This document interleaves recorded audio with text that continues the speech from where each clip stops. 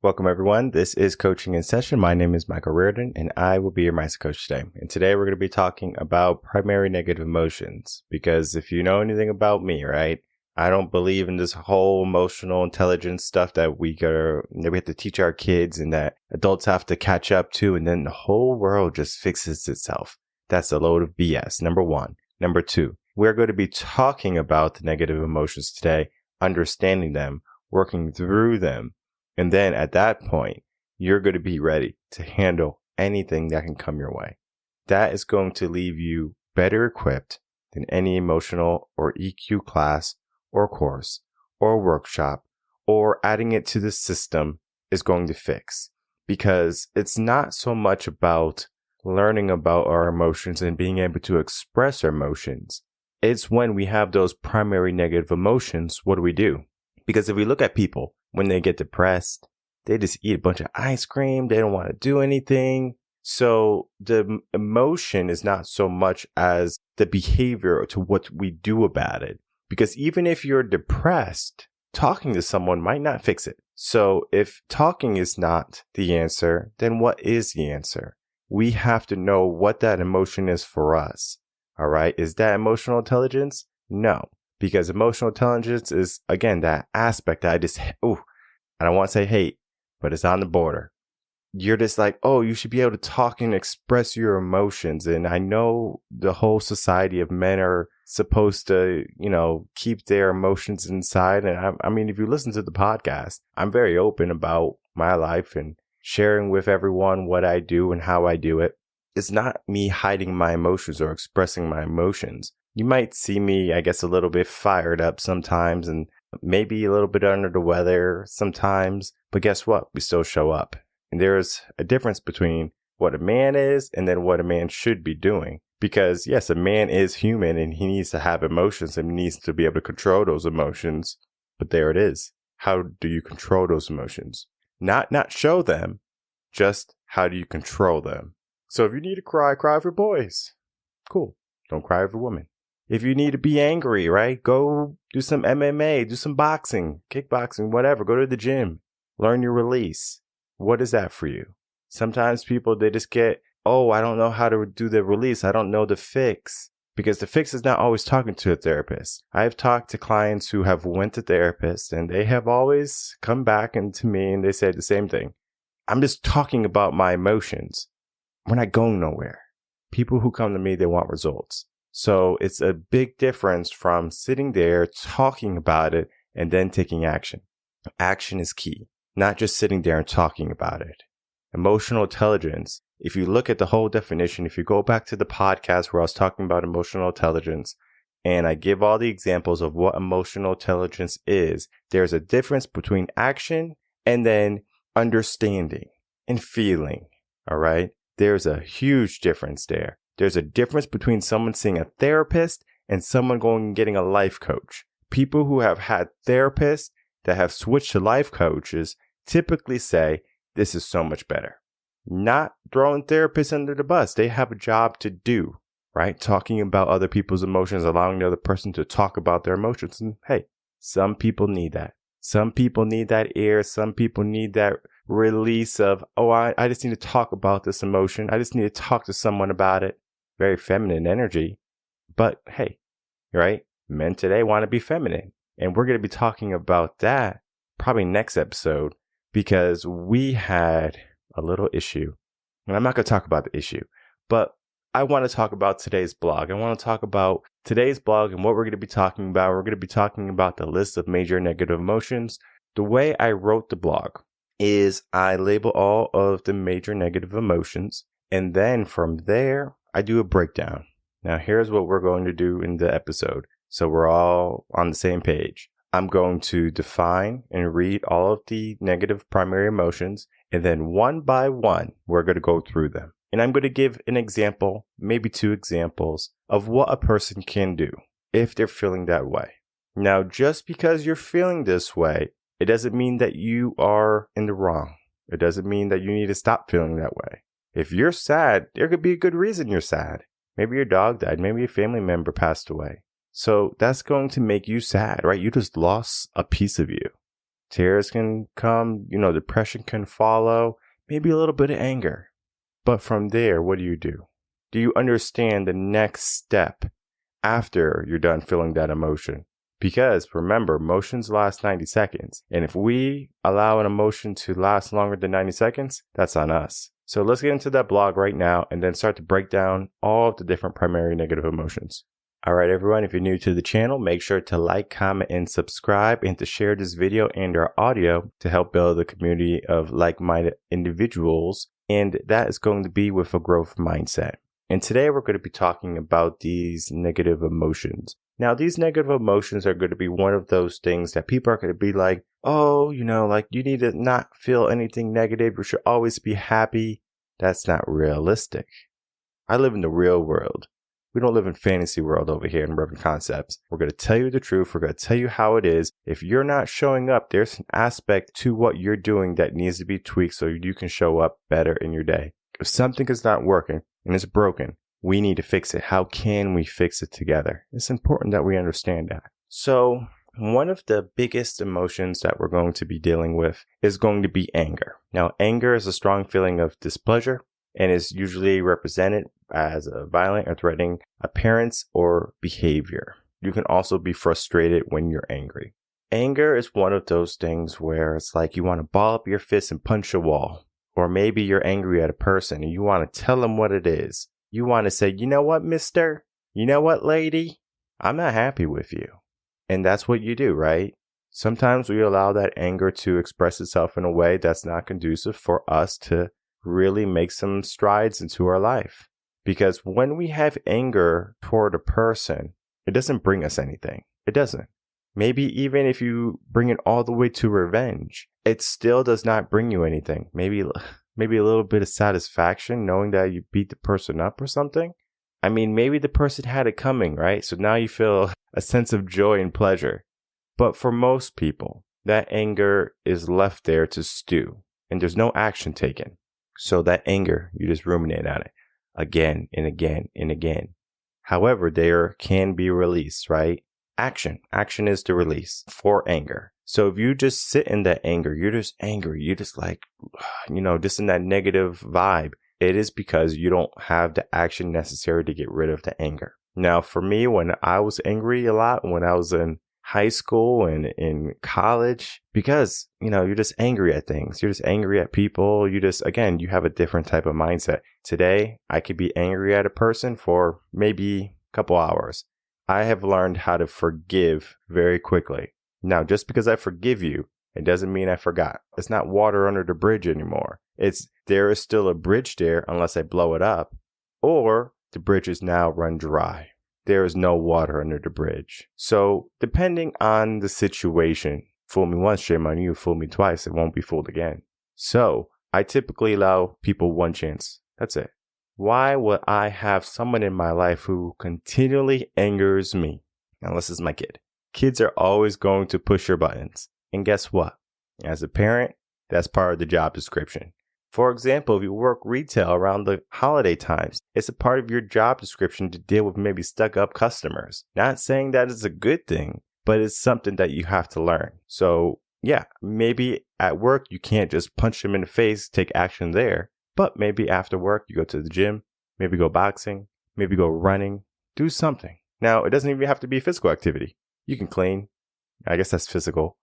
Garden, mow the grass, whatever. Whatever you have to do, you do some type of action. Sometimes men go fishing. They play video games. You can talk to your friends if you really wanted to. It's an action.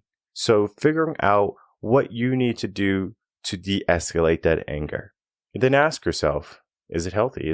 Was it a healthy anger? Most of the time, it's not healthy. Most of the time, it's just something that happened in your life and you're just trying to, get over it.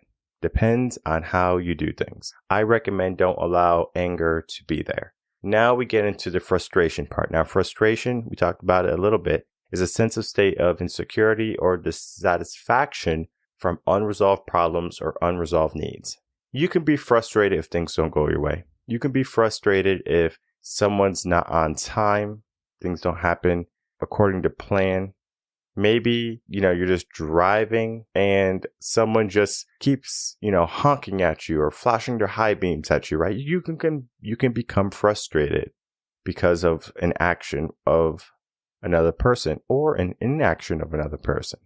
But that feeling of frustration just needs a release. It's similar to a gas valve, or like if you have steam in a pipe, make sure you're not near it because it's going to burn you. But like if you let it go, right, the pressure releases. Frustration is that pressure. So instead of us being frustrated, letting that steam build up into anger, we need to make sure, how can we release any frustration we have?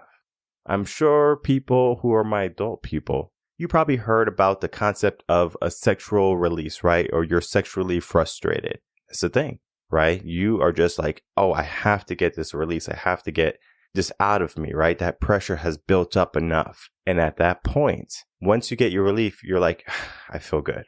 This is what I needed. Sometimes you get frustrated with work and you need that break. You need that weekend. Understanding what you need is important. Sometimes people, they don't even know what they need. So then they just continually remain frustrated. Get out of that way or get out of that habit. Then we get into one of the major ones. And that's going to be sadness. Sadness is going to be the effect or expression of grief and or unhappiness. Sadness is typically a feeling that comes after conflict, loss, or unfavorable news. You can be sad for a plethora of things. Again, we talked about someone passing away. Maybe you lose a job. Maybe you are upset. So there's a mix of emotions. You're sad. Maybe you're angry because you went to the casino and you gambled some money and you lost it all. So there can be a lot of emotions and sadness, and you have to work through those. But remember, emotions last 90 seconds. So if I'm going to be sad longer than 90 seconds, I need to start asking myself, is this helping me? Is this bringing me something? Sometimes it is, sometimes it's not. You do have to get into the state of mind of, if I'm sad, what do I do to make me happy? And the reason I say happy is because that's the opposite of what sadness is, right? Not necessarily. The opposite of sadness is actually going to be complacency, or homeostasis is the more appropriate term. Homeostasis is just going to be where we are naturally. Typically, right now, if you're listening to this episode, you are not in a state of great happiness. You didn't just win a bunch of money. You just didn't get some good fortune. You're probably just in a regular state of being. There's nothing wrong with that. But you do have to understand one thing about that state of being, is that happiness is an elevated homeostasis. And if you are just at that level, you're content. And it's perfectly fine to be there. It's actually a healthy place to be. The brain and the body loves that. So if we give ourselves something that is just so far from natural, our body doesn't like it, right? Our brain doesn't like it. We want to get back to just feeling good where we're not thinking about the negative things. Well, guess what? Emotions last 90 seconds. So if we're ruminating on a negative emotion, why are we doing it? The brain loves negative, number one. So the brain is naturally attracted to negative. That's why you can be watching the news and you're just attracted to it. You could be watching The Bachelor and then someone's cheating on someone and you just like, yes, I love this. This is great. Because that negativity, the brain just loves it. There's nothing wrong with the brain liking that. So just understanding that aspect can be important for you to start to make sure that you have the right mindset when dealing with some of these emotions. We get into one called helplessness, this feeling of powerlessness or a state of mind that cannot or something cannot be done. So you might feel helpless if, you don't have an option, if you didn't have a say in the matter. Sometimes people can feel helpless, like if they get in a car accident, right? It's not your fault you got in a car accident. And now you're on the side of the road. So you're trying to figure out, well, you're on the side of the road now. What do you do about that? And for some people, that helplessness can just come in so many different aspects of their life. It can come into areas of their life with work. They feel helpless in their job. They can feel helpless in their relationship. They can feel helpless in their responsibility as a parent. Regardless of what we say we're helpless in, understand that we have so much power. We have so much potential. We have so much more. And it's important that you understand that. For the people who are in that state of helplessness, they just have to understand their potential. and then understanding that if they need a break, a reset, a day, the next day you will feel powerful again. So an example to this is if I feel helpless today, like I'm just worried about everything, I'm going to take a break, and the next day I'm going to be ready. Just recharge. A night's rest, a nap can be enough to give you the energy, because sometimes when you're feeling helpless, you just don't have the energy to push. You don't have the energy to keep on going.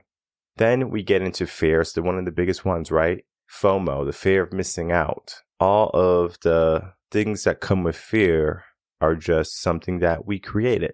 I have a fear of losing my job. Well, what would happen if you lose your job? If you lost your job, you get a new one. If you're so worried about your job, why not become a CEO and then just be your own boss? It's important that you do what you want to do, but then make sure you don't allow yourself to not do the things you should be doing because of fear. Fear is an imaginary obstacle that our mind creates. I'm afraid of the dark. Why? I'm afraid of dogs. Why? And that can be natural, right? Because maybe you got bit when you're younger, you're a kid. So now you're trying to figure out, well, how can I not be afraid of dogs anymore? Get a puppy. Raise that puppy. Learn to love that puppy. That puppy's going to love you unconditionally. That dog probably will never bite you. And then from there, are you afraid of dogs? Probably not. Are you afraid of other people's dogs? Maybe you're uncertain around other people's dogs, but the fear is not there the same way it was. So sometimes getting over the fear is that we have to go through the fear. We have to experience the fear. If you have a fear of heights, jump out of a plane. I did it once, I'll do it again. I didn't have a fear of heights, but I will say when you're up there and you're at the edge and he says, all right, we're going on 3. And he goes 1, 2, and then he pushes you on 2. It's just like for about 2 or 3 seconds, it seems like. It feels like you have no control over your body. That fear kicked in for me. However, mindset, take a break. All right, what's happening? I'm falling. I'm not flying. I'm falling from a plane and I'm going toward the earth. What do? I said, okay. What did the guy tell me to do when I was on the plane? When I was on the ground still? What did he tell me to do? He goes, put your hands up like this and put your legs like this. And then when I give you the sign, you pull the parachute. Okay. Easy enough, I thought. And as soon as I get out of the plane, my brain just starts that boom, boom, boom. Like this is wrong, right? This is fear. But then I took control of my brain because it was a rapid response. And I said, now I'm in control. Now I can make choices. Now I can pay attention. Fear stops you from paying attention. People make a lot of mistakes because they have fear within them. Fear cannot reside in you if you want to live a life that's not dealing with those mistakes. Then we look at failure. Failure is going to be a result from not attaining the desired or expected actions, which can lead to a feeling of defeat and falling short of one's goals, leading to other emotions. Failure is going to be something that we all have to get used to. Failure leads to growth. That's just the way it is. Failure does not feel good. I understand failure does not feel good, but you should seek failure as often as you can, because the more you fail, the more you learn. And the more you know, the more you can grow in different aspects in different areas. It's important that you know that you can make some adjustments here and there after a failure. Sometimes people think, oh, I failed, oh, I can't do this. If you keep doing the same thing, you're going to keep getting the same result. So if you're not passing a test, if you're not getting that relationship, if you're not getting that job, what are you doing that is not getting you there? And what is in your subconscious that is there that is keeping you from succeeding, that's keeping you stuck in that failure? Sometimes you don't even know that you're just that negative talk going on. And let me tell you something about confidence. Have you ever talked to a person who is just not confident? Maybe they're shy, they're very quiet. And when you talk to them, they have no eye contact. Their body is like positioned away from you. They don't want anything to do with you. Maybe they do, but at the same time, they don't have the confidence to look you in the eye, to hold a conversation, to know their worth. But then have you ever seen a person who's just confident? Ooh, you just talk to them. This guy has an ego, or this lady has an ego. I love it. Right? That's confidence there. From that point, you can tell the difference between the two. Now, since you can tell the difference between the two, why can't anyone else in the world tell the difference? When I interview people for jobs here at Reven Concepts for doing social media or video editing or outreach, marketing, whatever, I'm looking at skill level. I'm looking at professionalism. I'm looking at mindset, demeanor, but I'm also looking at confidence. And you cannot hide if you're not confident. Sometimes I get people, they're like, I'm so nervous. I'm so nervous. You don't have to be nervous. I don't bite people. So why are you so nervous? Again, because they psych themselves up before the job. I need this job so much. I just want to let you know that, I'll do whatever I need to do to make you happy or satisfied. I'm like, Jesus, I don't need all that. I just need you to do your job the best way and as efficiently as you can. But then again, they don't understand. I can see the neediness, the greediness, the fear within them. It can be there, but you need to make sure that you are ahead of it. You don't have to always show up as confident. Sometimes you're not going to be confident because confidence comes after action. If I'm going to do a speech in front of 1,000 people, I might be a little nervous, but I'm going to go up onto that stage and I'm going to say, all right, here we go. And I'm going to get into my flow. I'm going to get into my rhythm.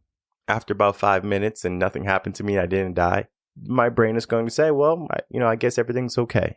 And even if I failed on that stage, guess what? That right there, that failure is going to be a great learning lesson for me. I'm going to say, I learned from my mistake there. Don't wear these shoes. Or I learned my mistake. Don't talk about this topic, right? It's a very touchy topic, depending, right?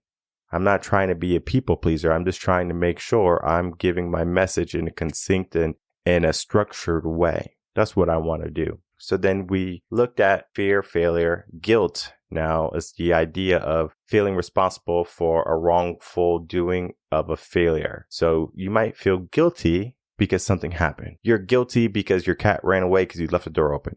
Guess what? Take ownership if you have guilt. If you can, go out, look for your cat. If your cat is a frequent flyer and always running away, get a microchip, get one of those tags that you can put on them, and that's what you have, a tile or whatever, and you make sure that your cat's always wearing that. If your cat's always running away. I never had an issue with my dog, but my dog before would always run away. But this is before tiles and everything. This was like when I was a kid. I learned for my dog not to have guilt that the dog ran away. Make sure the dog has a microchip, tracker, and then maybe even train him not to run away. That's what I did. Now we get into some really big ones. That's going to be dealing with loneliness and then after depression. So loneliness is going to be looking at a feeling of isolation or seclusion from being physically or mentally alone. So that's going to be, I need another human. As I'm doing this recording, I have the house to myself. And let me tell you, it's amazing. I enjoy so much to be in my own space, to be in my own mind, and to understand that what I have to do and what I'm doing is important. Because when a week goes by and the missus comes back and the kid comes back, I'm no longer alone. When they're home, the AC is very, very cold, and I don't want it very, very cold. I live in Texas. I appreciate the heat. It can get a little warm, so 90, 100, but they want the AC at 70. And I'm thinking, whoa, it's too cold. 75. Let's do 75, 76. Oh, no, it's too hot in this house. All right. Well, let's agree maybe 72 to 74. That's where we stay. The house is probably like 79 right now. I don't have the AC on at all. I love it. All right. Most people will say, I just feel so lonely. I don't have anyone in the house. I'm so depressed. The reason why is because you have not found a power in being alone. Being alone is not lonely. Loneliness is just a state of mind because you cannot be with your own thoughts. So if you do not know how to live with your own thoughts, then you need to start to ask, why can't I allow my thoughts to reside and flow freely in my day? What are you trying to hide? What are you trying not to pay attention to? Depending on what that is, do the work, be conscious of it, make some adjustments, and then you're going to see that loneliness was always a state of mind. Then we get into depression. Now, this is something that just happens. Depression is a period of increased sadness when you feel low. For this depression, I want you to understand something about it. Depression is just going to be a plethora of emotions. You could be angry, you could be sad, you could be lonely, you can be jealous, right? There's so many emotions that you can feel when you are depressed. How you get over depression is with time. I wish I can give you an easy way to fix depression. People go on every type of drug, antidepressants and all this type of drugs, all these type of therapies because they feel depressed. Yes, some people do have a chemical imbalance and they will feel depressed. They do benefit from having some type of drug or some type of doctor give them some medicine to help them be more happy, I guess you can say. I always say you can get there without drugs again, but if you have that chemical imbalance, yes, it's going to be effective. But the issue with that is I've seen people who had chemical imbalances get off of their antidepressants and feel amazing because they come to a mindset, a new mindset, a realization that they can be good in their life. Why do we have to have the drugs instead of the mindset? Because the mindset takes work. And the people who are depressed, the last thing they want to do is exert work and effort. And that is what you need, is action. You need action to get out of depression. Sitting still, remaining and doing nothing is going to throw you deeper into depression. Get out of depression by taking action. Get out of the house, right? I'm sure you probably saw movies, right? Someone broke up with someone and then all the friends are like, all right, let's get out of the house. Let's get out of the house and let's go party. And that's what happens. So they get out of the house and they go party and they have a good time. And the person slowly starts to feel better. And that's what happens with depression. It slowly dissipates. But you have to allow it to dissipate. For example, if you just leave cotton candy out in the open, it's probably going to stay cotton candy. But if you put cotton candy in water, it slowly starts to dissolve. Depression is going to slowly start to dissolve once we start to take action. And if you don't take action, guess what happens? The depression sits there. So you just can't allow depression to linger. Take the action. It's important that you take the action. Then we get into our last four emotions, right? So overwhelmed is going to be a feeling of being overpowered by thoughts or feelings that lead to inaction because of the massive amounts of work or energy needed to fix or change it. So overwhelmed can be you're overwhelmed with work, you're overwhelmed in the relationship, your duties as a parent, responsibilities as a parent, a spouse, whatever. You could just be overwhelmed by everything. Take a step back, right? Less action could be a good thing or a pivot in how you do things. So sometimes people think, well, oh, I'm just going to not do anything. I'm just going to sit and have a self-care day and watch movies all day. But if you had to clean the house and you were overwhelmed because you had a bunch of housework, did that really fix it? It just delayed you having to do it. And maybe that break was good for you. It's important that you understand, right? Is that break a good thing or is that break a bad thing? Most of the time, if you have inaction and overwhelm and not do a redirect, it's a bad thing. So I encourage people, if you're having a hard time, right, when it comes to overwhelm, to take it bite-sized and to know you're doing it bite-sized. For example, I have to clean the house. Today, I'm just going to clean the kitchen. And I'm going to make it a 5-day thing. I turned a huge task of my house cleaning into a week-long project. Yeah, I have a week-long work now, but now I made it more bite-sized and appropriate. The brain loves approachable. Overwhelm, as long as you can show the brain it's approachable, anything is possible. Then we get into resentment. Resentment is a feeling of indigent displeasure or persistent ill will at something regarded as a wrong, insult, or injury. Now, you can resent people for doing wrong to you. You can resent a boss for yelling at you or not liking your report or your presentation. But understand that was a failure too.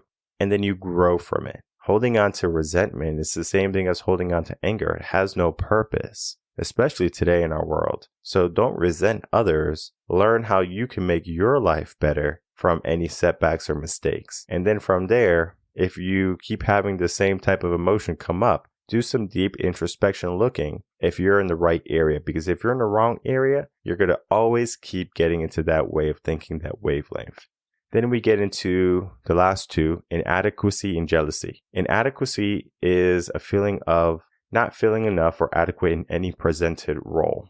Parent, spouse, whatever. The reason you don't feel adequate is because you don't know your value, you don't know your worth. At that point, get a coach. Get someone who's going to show you just how amazing you are. I work with people and they have all this self-doubt. They have all these concerns. And I just start listing all the things they're good at, all the things where they shine. They go, I didn't think of it that way. Of course you didn't, because you just have that state of inadequacy there. You feel like you're not good enough. You're not a good enough son. You're not a good enough friend. You're not a good enough person.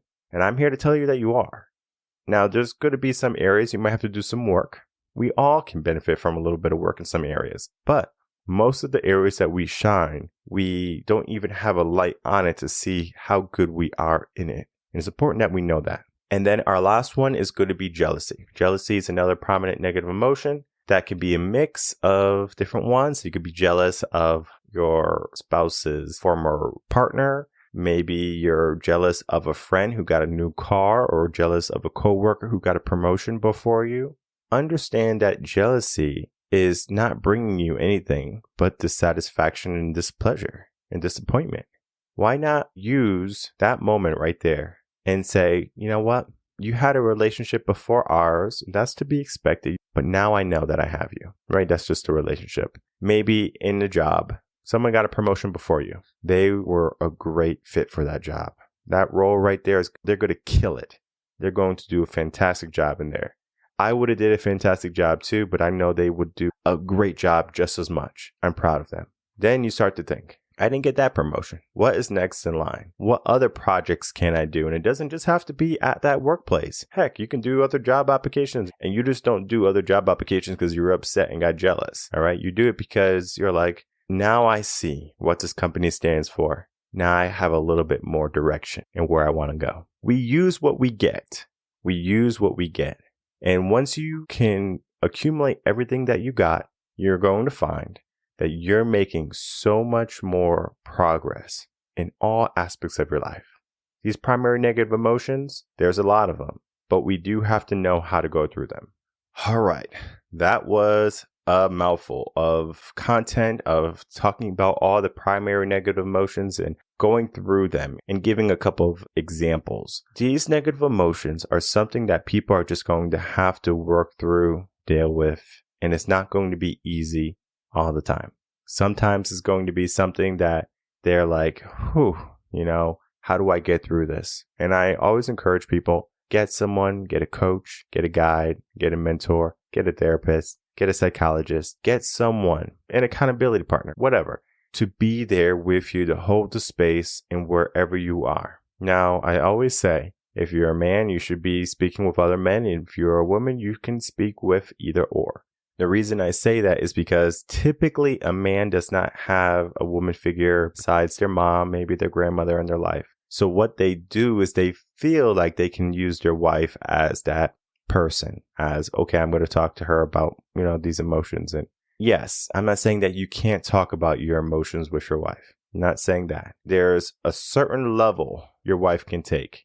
She might not know it yet, but if you come home every single day and you're complaining and you're bitching and you're moaning, eventually she's going to say, can you man up, please? Because it's not going to be that care and affection, because she wants that from you, not you having to go into her to feel better.